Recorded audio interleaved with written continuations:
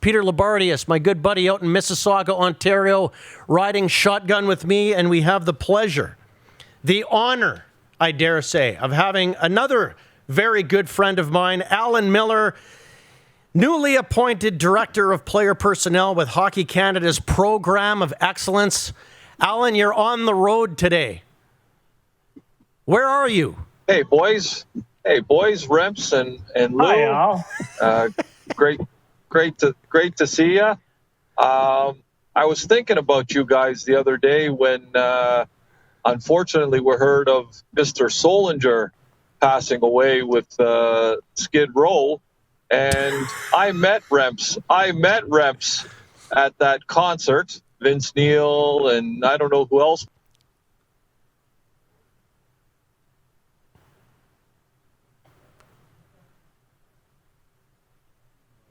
Well, that's too bad. I think Vince has gotten in the road. Yeah, well, you know what's funny, Peter? I'll tell you a funny. We're going to get back to Al in just a moment. I'll tell you a funny story. Yeah. So, and where Al's getting to is you and I saw a show with Poison, Vince Neil, and Skid Row at the Molson Amphitheater in Toronto, and you introduced me to Alan that night. True. That was way back in the early 2000s. And Al Miller, I think the number now is over 40. But at the time I brought this up to Michael Ball, legendary local football announcer and morning show host on The Wolf here in Regina, at the time about 7 or 8 or 9 years ago, I told Michael, I said, do you know that the general manager of the Moose Jaw Warriors has seen Motley Crue 35 times? He says, what? I said, I'm not kidding you. I said, the general manager of the Moose Jaw Warriors, Al Miller, has seen Motley Crue 35 times. And in typical ballsy fashion, he says, that's almost impossible. He says, Vince Neil hasn't seen Motley Crue 35 times. I'll tell you what, the night we went to that concert, and, I have no trouble saying this, you are a far larger music fan of that particular genre than I am. What Vince consumed on the stage that night in Toronto, he's had an unbelievable career, but that won't go down as one of his greatest performing nights for sure. The guy never sang a note that made any sense all night long. Well, I think any of our heavy metal / hard rock / arena rock / heavy metal or, hair band will say that Vince has probably seen better days. Al, we were just talking about Michael Ball when I told him that you'd seen Motley Crue 35 times, and he said, I don't think Vince Neil has seen Motley Crue 35 times. Let's not be too hard on Vince, okay, boys? No, we're not going to do that. We're not. We'll get back. We'll circle back to some of this stuff later. But I want to ask you this: Are you in Kelly settled in Calgary? Like, you're? I know you left for Calgary. I don't know where you are today, but you've rolled up your sleeves. You're full on with Program of Excellence now, correct? Yeah. We got settled in Calgary the first week of June. Took possession of our new house there, and really enjoying it. We're settled. I've really been full at it with Hockey Canada since March 1, and kind of wore two hats for a while. Helped the transition with the Warriors and getting into the hub, and naming Jason Ripplinger general manager, and we're all settled, but we can't stay away from Moose Jaw, guys. We're on our way to Moose Jaw. My lovely wife Kelly is at the wheel, so I can do your show, and we're heading to Buffalo Pound to spend the weekend with some great friends out there. Well, I know who you're spending time with out there. At least I have a pretty good idea. And yeah, you've told me before that one of the things you take away from your time in Moose Jaw is all the good people that you met there. And we talked to Theron Fleury in the first hour, and he said that that's what his biggest takeaway is just the people. And I think that when you and I talked back after I think it was 2012 in the playoff run, you told me that you were a little bit blown away with all the signs and the community and how they rallied behind that team that year. Now that you've had a chance to step away from it, when you think back on your time in Moose Jaw, say 20 years from now, what will you likely most take away from living there, being the general manager of that team, the longest serving GM in history? How do you feel about the place? Well, I love it. Kelly and I really enjoyed our time in Moose Jaw, and and you mentioned it, Brems, and you and I have talked about it. We have some incredible friends in the area, and real special people and real special relationships, lifelong friendships that mean a lot to us, and so that will always be special to us, and I can say this with the utmost of confidence. I honestly believe that the Moose Jaw Warriors franchise in a great, smaller community but a unique community is one of the best franchises in the Canadian Hockey League, and it's about the passion, it's about their support. And you talk about the run in 2012, you talk about even the excitement around the team in 2018. I remember, driving by the Mad Greek there, and John had the Pats logo with a big X through it. Then he had the Medicine Hat logo with a big X through it, that we knocked those two teams out and we moved on to the conference final against Edmonton. And I'm like, this is awesome. And the red, white, and black, and signage and colors all around the city. It was awesome. I love Moose Jaw. I'll always be a Warrior, and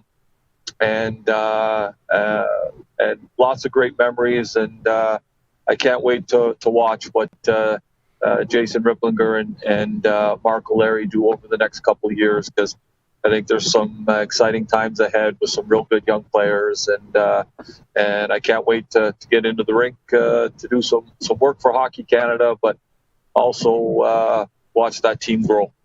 Fire away, Lou. Al, I can't even imagine, as I see you driving and you talked about having some downtime, is there any way between the World Junior and the bubble and the stoppage and winning a World Under-18 in Texas and changing jobs and changing cities, is there any way for you to put in words what the last 6 or 7 months have been like for you and your wife? You know what, Lou? It's been exciting. I can tell you that. And I mentioned this along the way, and the presser when I made the decision to move on. I love being, as you two guys know, and I know how passionate you guys are about the CHL and junior hockey, and you guys know I love being a manager in the Canadian Hockey League. It's a great job, and it was only going to take certain opportunities for me to leave Moose Jaw. And so to get this opportunity with Hockey Canada, I've been fortunate to build some great relationships in that organization, being part of the management group the last 3 years. So it's been exciting, Lou. It's certainly been a crazy time. Selling a house in Moose Jaw, buying a house in Calgary, moving to a bigger city, in and out of bubbles, in and out of isolation, quarantine, going to Dallas, all those things. But it's been great. I guess I'll just say that, I'm so happy that the board in Moose Jaw promoted Jason Ripplinger. I'm proud of the fact that we were able to develop some people from within, Mark Valeri and Jason Ripplinger, to take over that franchise. I feel great about where they're at, and then being able to transition to what we're doing with Hockey Canada and winning the under-18 Worlds, and now gearing up for our summer camps with under-18, under-20. It's been great. Lots of excitement, real busy, but really enjoying the change and the challenges ahead. We got an interesting. Al, I think it was. No, go ahead, Peter. Sorry. Go ahead. No, you go ahead. No, I was just gonna say, Al. So many special, talented young people in our country, and when I think about whether it's Wright or Bedard and Jagger, and the list goes on and on. How excited are you about the next few years and those types of people? And I'm only scratching the surface. I haven't mentioned an Adam Fantilli or, go on down the list. It looks like a pretty exciting time in our country, which it always is, but these guys might be, franchise changing people at the highest level. It's exciting. It really is, Lou. And, the process of getting to know these young guys through under-18, bringing a Bedard in as a double underage and getting the opportunity to work with Wright again. I'm looking forward to getting Adam Fantilli to our under-18 camp at the end of July. We're always blessed with depth in our program. We always have difficult decisions and options, but it certainly looks like that there's a wave of young players coming through here that get to the special elite level, and it certainly makes it exciting for us building these national teams as we move along. And Lou, the other thing too is it's one thing to deal with these guys and what they can do on the ice, but it's I look at our experience with Wright at the national junior camp last November, and we made the difficult decision not to keep him. How he handled it, how he got a little pissed off, and how it motivated him. You got to love that kind of stuff. How Connor Bedard went into under-18s as a double underage, and you just saw him get better and better, and you saw what he did when we got to the medal round. These are special guys in terms of their talent, but also in terms of maturity, professionalism, leadership, preparation, focus, and those are intangibles that you need to win world championships as well. So I'm excited about the groups we're working with. We're really looking forward to July and August to bring some under-18 and under-20 players together. So lots of good things to look forward to. I have to read one comment from the board. How do we know Al's wife is driving? Because his eyes are intensely staring at the road ahead. That's funny stuff. Al, oh, he didn't hear that? Oh, crap. That's too bad. Technical. He would have got a kick out of that. You know how technology is. That's unfortunate. You're watching Rod Peterson On Demand. For more of The Rod Peterson Show, visit rodpeterson.com or follow Rod Peterson on social media.